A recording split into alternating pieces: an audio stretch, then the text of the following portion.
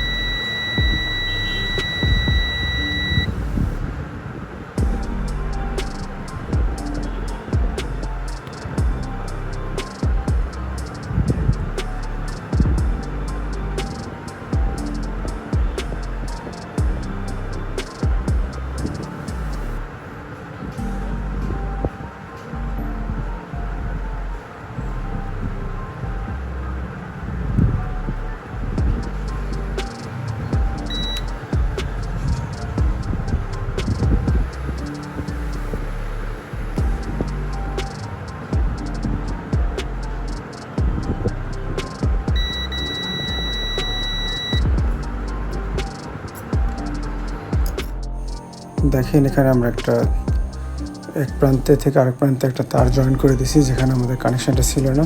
মাঝখানের যে পজিটিভ যে কানেকশানটা সেটা আমরা জয়েন করে দিছি। এখান থেকে তারটা নিয়ে এখানে জয়েন করে দিছি, জাস্ট আর কিছু না। তো এখন আমরা এটা লাগিয়ে দেব। এটা হচ্ছে ওয়াইফাই RF কেবল।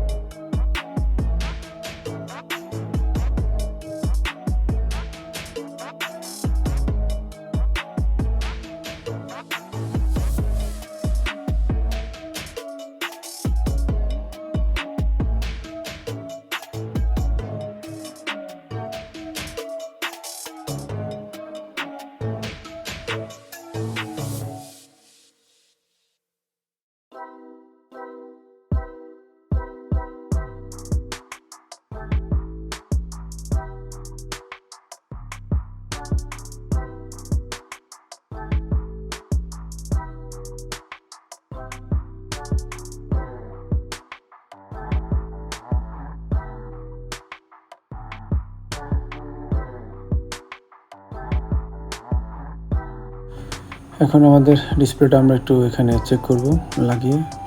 তো ডিসপ্লেটা লাগানোর সময় আপনারা সবসময় ব্যাটারি কানেক্টরটা খুলে রাখার চেষ্টা করবেন। ডিসপ্লে লাগানোর পরে আপনারা ব্যাটারি কানেক্টরটা দেবেন। দেখেন আমাদের এখানে ওয়াইফাই রেঞ্জ আলহামদুলিল্লাহ 3টায় আসতেছে। 2টা 3টা ভেরিয়েশনালের প্রবলেম না, কারণ আমার এখানে রাউটারের 2টা অ্যান্টেনার লাইন খোলা, আমি বলছি আপনাদের ভিডিওতে প্রথমেই।